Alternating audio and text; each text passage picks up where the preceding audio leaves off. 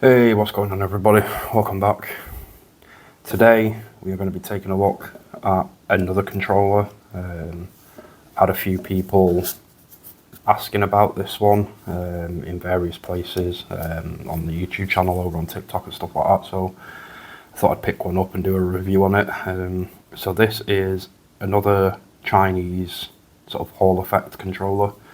This is the ManbaOne, the one with the interactive screen that you might have seen floating around.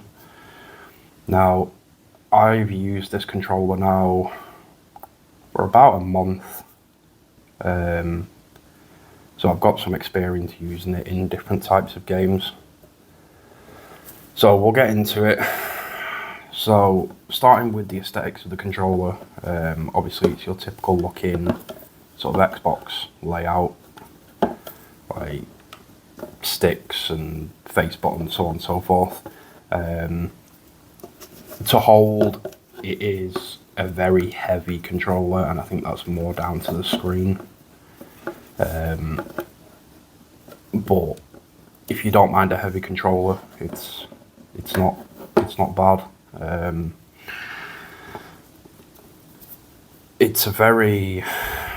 I found it very kind of tricky to use in some games. It's weird. I mean, I'll get into what you do on the screen in a minute, but yeah, I've found some games I just don't feel comfortable playing with this sort of controller, and I don't really know if that's down to the weight of the controller or not, but yeah, I've struggled with some games.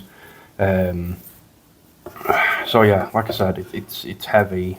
It fits in the hand nicely though. It's quite a large controller. I think that's more because obviously the screen. The thing that takes a while to get used to is like you start and select buttons being down here instead of obviously the usual up here sort of thing. But once you get used to it, it's fine. The sort of face buttons of the controller have a nice sort of click to them. The D-pad isn't bad, but it isn't the best D-pad I've used on one of these sort of Chinese controllers. The D-pad on that is better than on the G5 Pro, but I do think the D-pad is worse than it is on this Direwolf.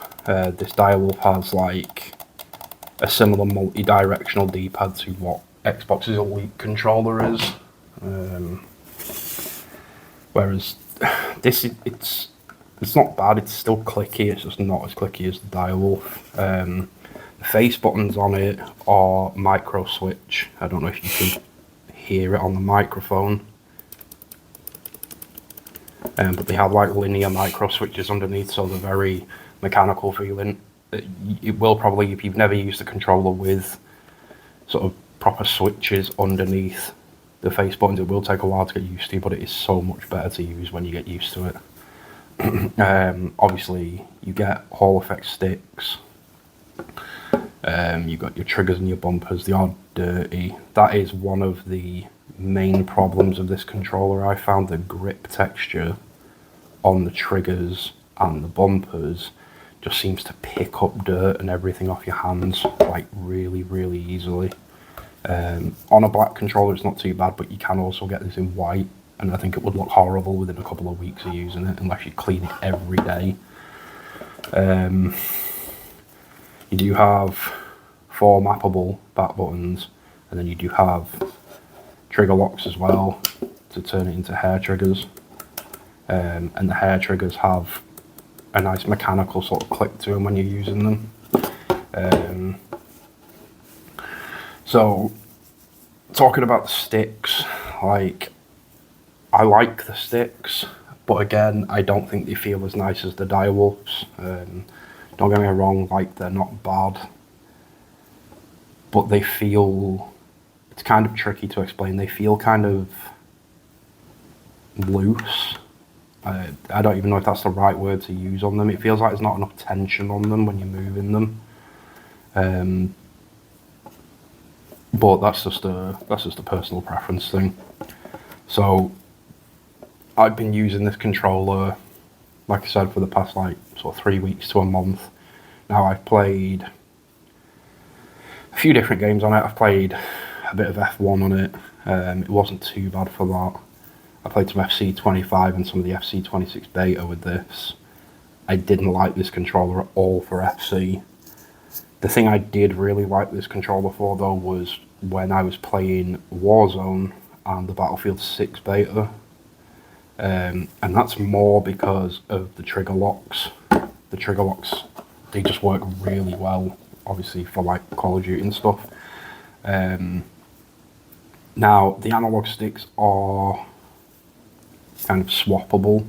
In the box, you do get 2 of these sort of longer ones. And they literally just pop off like that. And then you can just force the taller ones on. So you do have the option for taller ones or shorter ones. I haven't really found a use case for the taller ones yet, but I'm sure I probably will one day. The top cover, I might not be able to do this one-handed, but it is magnetic. There we go. So you can buy different ones of these to obviously change the colour. It just sticks down with these little magnets here. Has quite a nice like exoskeleton design when you take it off, but I wouldn't use it that way. I suppose even if you wanted to, you could spray paint your own top cover then and change the colour of your controller really, but you still have the sort of black bottom. Now, what else you get in the box? Obviously you get a dongle because it's a wireless controller, and then you do get like a wireless charging stand for it to sit on. The only thing that I don't really like about the wireless charging stand is it doesn't have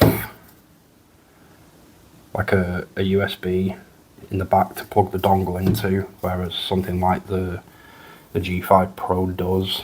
But it's not the end of the world, you just plug it into your PC. This controller obviously doesn't work like the majority of these controllers, doesn't work on PlayStation or Xbox. It does work on PC, Android, I think it works on iOS, and it does work on Nintendo Switch. Now, yeah, the grip on the back, as you can see there, is not the best either. It's actually quite slippy. I don't know how they've managed to make a sort of grip texture more slippy than smooth plastic, but whatever. It's not terrible, especially because the controller's so heavy. It feels really well built, like really well built, but like I said, the majority of that weight is probably the battery inside this, which is an 1800 milliamp hour battery, so it's quite a big battery for a controller, and then obviously the screen's going to add a lot to that weight as well. On the battery, I've used it, like I said, for 3 weeks to a month, and I've probably only had to charge it 3 times maybe, and that's playing a few hours each day. So obviously if you play more than that, obviously you're going to have to charge it more. So what I will do is I will power the controller on and run you through what the screen can do, because there is no sort of software like on PC software for this. It's all done on this screen on the controller. So if I flip it over and just power it on, there you go, you'll see the screen lights up. And then you've got these like RGB bits at the side. You can change them. It's going to want me to reconnect, so I'll just plug the dongle back in. There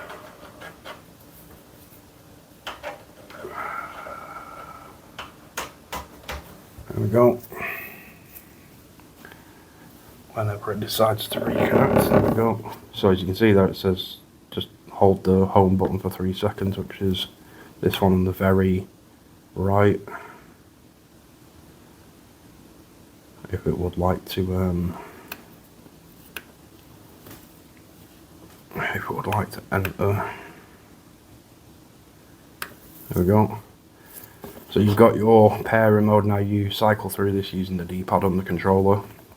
Obviously you've got your pairing mode. And then if you go to mode, you can see PC, Switch, Android, iOS. You just switch it there depending on what you're using it on. And then if we go to settings, you have different configs, well, 3 different configs and a switch config. Now if you go to buttons, you can remap all your buttons, including the back buttons. If you go to joystick, you can set your curve and your dead zone. Now this is why I like it for Call of Duty though, because if you go into curve, I was trying it on default and it didn't feel that good. As soon as I put it down to high performance, it was a lot better to use for stuff like Warzone, Battlefield. So yeah, there is that. Like I said, you can control dead zones. You can control the dead zone and the stroke of the trigger. And then you've got your vibration settings. If you go to display, you can set obviously display brightness, and then this just changes the colour on the side, as you can see. Or you can have it like sort of RGB, sort of rainbow effect on that. And then you've got LED modes, which is like always on, breathing, which it doesn't appear to want to do that on the RGB mode. But yeah, so everything you can do on this controller is basically all contained in that screen. You don't need to download software onto your PC or anything like that. Now, I've never had any issues with this controller, even its dock. Like when you sit it on its dock, obviously I haven't got the dock plugged in at the minute, but it will come up across here with a battery icon, a bit like a phone would, saying charging, which is nice. And then if you just sort of move the analog stick, the screen will light back up to tell you how charged it is. Now it's quite an expensive controller. If you pick one of these up on Amazon, they're on sale at the minute in the UK. They're down at like £55, but if you pick one up when it's not on sale, it's like they vary from £70 to £80. I picked it up off Temu because Chinese controller, Chinese marketplace, you get a way better deal. I paid £30 for it on Temu, and obviously it only took a week maybe to arrive. So yeah, it's a bit of a gimmick controller. It's kind of one of them, like, if you were to ask me would I recommend buying this controller, I'd say it sort of more depends, really. Like, one, it depends on what you're using this controller for. Like, if you're just using this controller for your Switch, then I would probably say it's probably a good idea because of the screen. Like, if you don't have, let's say, a laptop or a desktop PC, then it's probably good for the Switch because you can change obviously the settings on the screen. You don't have to plug it into your desktop or your laptop or whatever. But I think the whole screen thing is a bit of a gimmick because, like, if you take the direwolf here, let me just put these beside each other and move the box out of the way. If you take the direwolf here, obviously it weighs a lot less because it doesn't have the screen on it. The D-pad's a lot nicer. I find the sticks on the direwolf are some of the best I've used, and it's cheaper. So if you have a desktop or a gaming laptop that you're gaming on, I would probably recommend something like the direwolf over the ManbaOne, because you are literally paying for the gimmick of the screen. Whereas if you need to update this or you need to change like the dead zone on the sticks or something, it takes 2 minutes to just plug this into a Type-C cable and then just quickly open the software and do it. So yeah, it is a gimmicky controller. It's it's worth picking up if you're like into collecting different controllers or something like that. But I'd say if you're just after another controller to play games with, I probably wouldn't pick up the ManbaOne. And it kind of pains me to say it because I like it as a controller. I just think it's too heavy with that screen in it. Like, I've played Call of Duty with that controller for 3, 4, 5 hours on a day, just with some mates playing Warzone. And I'm telling you now, like, your wrists will start to hurt. They will start to ache because of the weight of the controller. So yeah, if you're after something just to play games on, go for something like the Direwolf 3. If you're after something gimmicky that you just want because not many people have one, then go for the ManbaOne. But yeah, like, it's one of them. You just have to let me know in the comments down below if you have one of these and what you think of it. Like I said, there's nothing wrong with this controller. Like, I like everything about it except the weight of it. And it's weird because I like a heavy mouse, but there's just something about this controller I don't get along with how heavy it is. But yeah, let me know down in the comments below if you have one of these, and if you'd recommend picking it up and what your thoughts are on it. But yeah, for now guys, I will leave this short review video there. Like I said, if you want to pick one of these up, feel free to do so. They have them on Amazon.